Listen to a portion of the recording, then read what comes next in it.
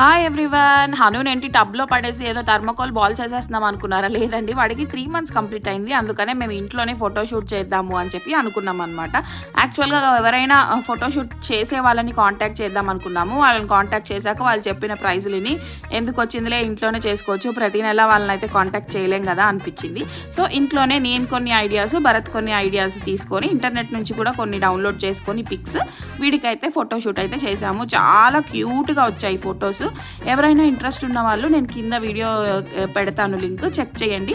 ఎట్లా తీసాము మేము, ఎలా ఫొటోస్ ఎలా వచ్చాయో కూడా మేము ఆ వీడియోలో క్లియర్గా చెప్పాము. ఇంకా ఎలా తీయాలి టిప్స్ కూడా మేము ఎలా చేసాము అనేది కూడా క్లియర్గా అందులో మెన్షన్ చేసాము. ఎవరైనా ఇంట్రెస్ట్ ఉన్న వాళ్ళు ఉంటే వెళ్ళి చెక్అవుట్ చేయండి.